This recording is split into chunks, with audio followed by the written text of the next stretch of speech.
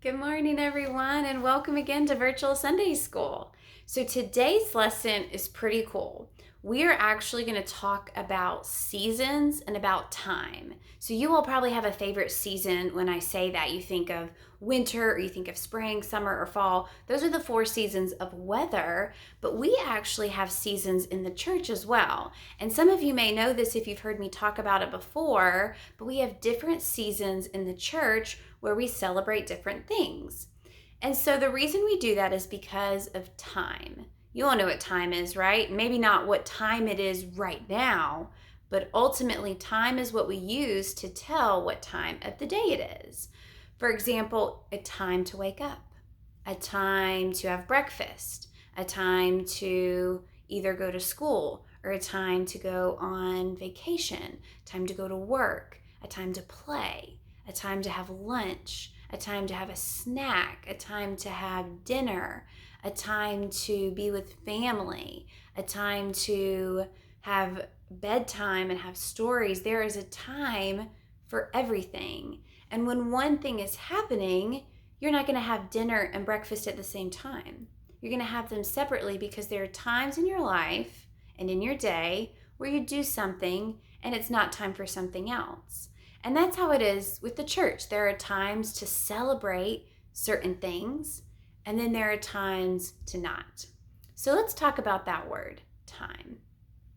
Time is also an herb that you can grow in your garden, but I'm talking about time like the time that's on your clock, the time of day that it is, And so let's look at it like this. You see this string here? So it's a really pretty gold string that I have in my hand. So a lot of people like to say that time is linear, which means time is a line. So here is the starting point of that line. It's the beginning, it's new, it's fresh, it's just been born for this moment to begin. And it's so pretty, but I kind of want to see what's next, right? So if we keep pulling it, it keeps going. So now there are new pieces of string. So this part of our time is new and fresh and exciting. And this one's older. The beginning is getting older. And the more that you pull the string out, the older the beginning starts to become. It's not fresh anymore. It's not new. What's new is the parts that are coming out. And it looks like the string is going to be longer than the screen, but I am still pulling it. And it's getting older, and the part that was new continues to be moved further and further away. And I just kind of wonder, do you think it's going to end? I mean, it's got to end soon, right? Does time go forever? I mean, there it is. There was the ending. All right. So this line of time ends. And this part over here was the beginning. So you've got this whole big string. So a lot of people say that time starts and that time stops. But it's interesting. The church said something different. The church said, the beginning was once new, but now it's old. And the ending is now new. And it's like a beginning. It could start the other way. So the church said, what if we take these 2 pieces and we tie them together so that time isn't like a line anymore, but instead it's more like a circle. Now, I know this doesn't look like a circle because it's a string, and strings, don't make great circles unless you can really get it on there. But think about it. So here's your beginning. So if we did that same activity where we pulled it, so here's the beginning, and we pull until we get to the ending. Oh, there it comes. So here's the ending. But once we get to the ending, look what happens. It keeps going. We start over. Like the seasons change. You don't have winter one time and then never again. There's always going to be winter. There's always going to be fall and spring and summer. Just like with our church time, there's always going to be a beginning and an ending and a middle. So I think the best way for us to keep talking about this is to go to an actual circle. So here I have this circle, and I'm going to set it up on the floor so we can actually put our things on there. All right, so here is our circle of the church year. So here's our string that's not really a circle, but I'm kind of just going to lay it around here to help us remember what we talked about with the line. And so I'm going to lay that here, but here we have all of our colors. So you see the ones, this is 1, 2, 3 that have little pictures on them. So this one down here represents Christmas. So I'm going to put a little point here. Christmas for the star, the North Star that we follow to see Jesus. And then this one, you might be able to guess, is Easter. So this is the Easter Sunday. So I'm going to put another little point here. And then our last one, I wonder how many of you know what that one is.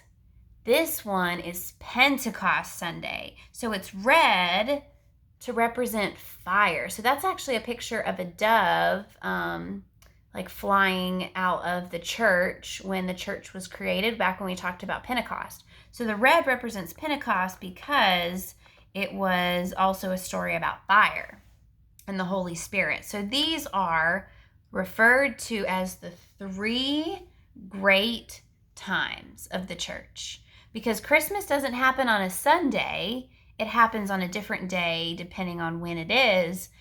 It is considered the 3 great times. So Christmas, Easter, and Pentecost. So those are those 3. But then we have some others. So these are mysteries. These great ones are mysteries. We walk right through them. And sometimes we just don't even know we're there. I didn't learn about Pentecost until I was much older as a teenager and as an adult even.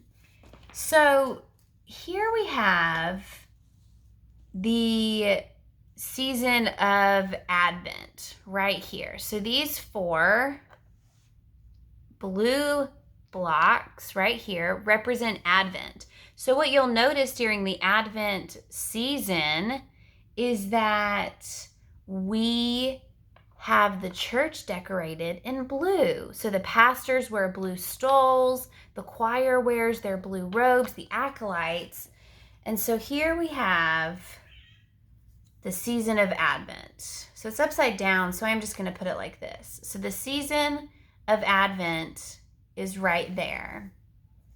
Then of course we have Easter or Christmas right after. So Advent is the season leading up to. And then we have Lent. So right here is purple.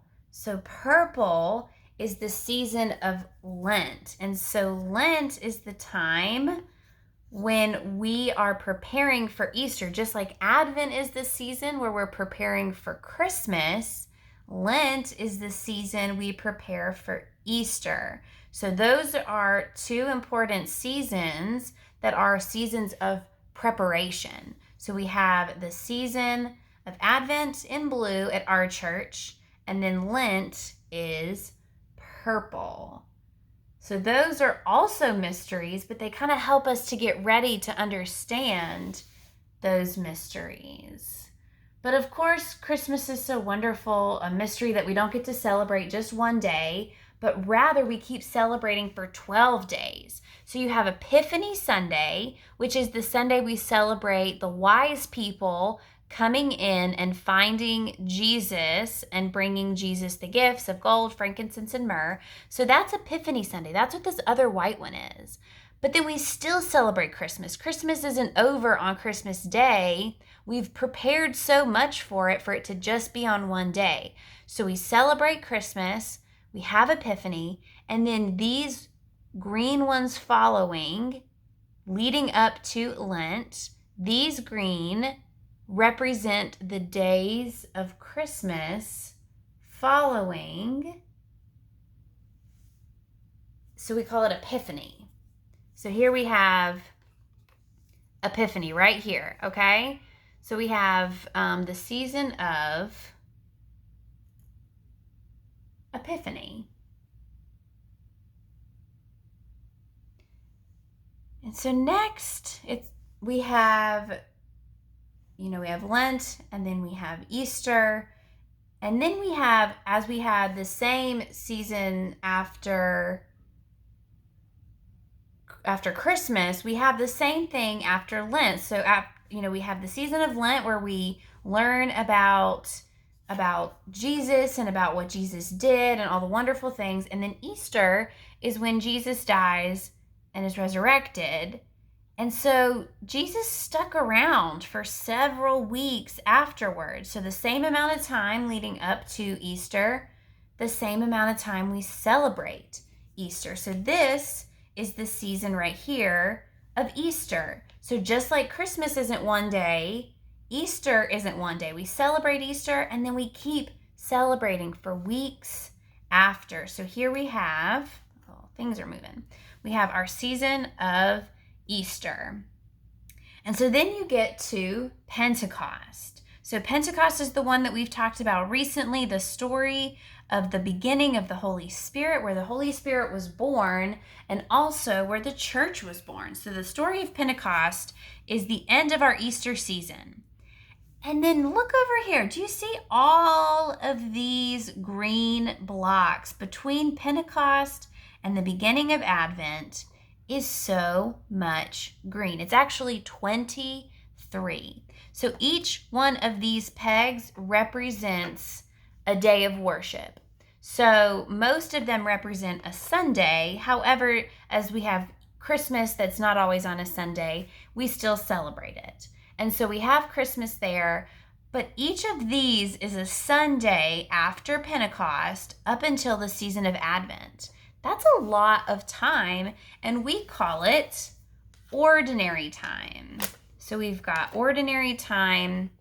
We can start to kind of make our little circle and pull this out.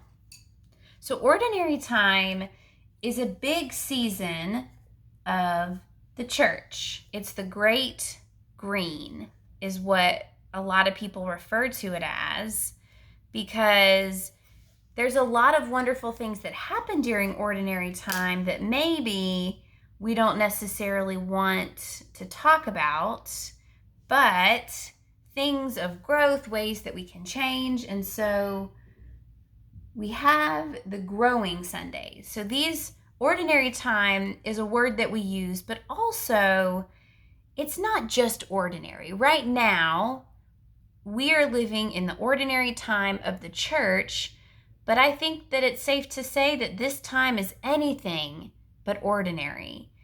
And so these represent the Sundays where we learn, where we grow, where we hear the different stories, the different times, the different ways that we can grow and connect with God up until we get to Advent. Because Advent and then Christmas and then Epiphany and then the Christmas and Epiphany Sundays after, and then we get to Lent, and we have Lent, and then we have Easter, and then we have Easter Sunday after, and then Pentecost. By that point, we are tired. We need a break, and we need to rest, and we need to focus on the other ways that we can take care of ourselves and learn from God in the different ways that work for us. So this is the circle of the church year. So friends, next week, so I'm going to put my pointers back so we can see those and you can see the whole thing put together. Next week, we're going to talk about this again, but a little bit differently. We're going to look at it a little different way, very similar, but very differently, because it's important to think about time and the way that we can use our time wisely, the way that we can pay attention to what season and what time we're in, and the ways that we can use that time to grow and to learn about God. So friends, I look forward to connecting with you all next week, and I hope you have a great and wonderful week. Bye.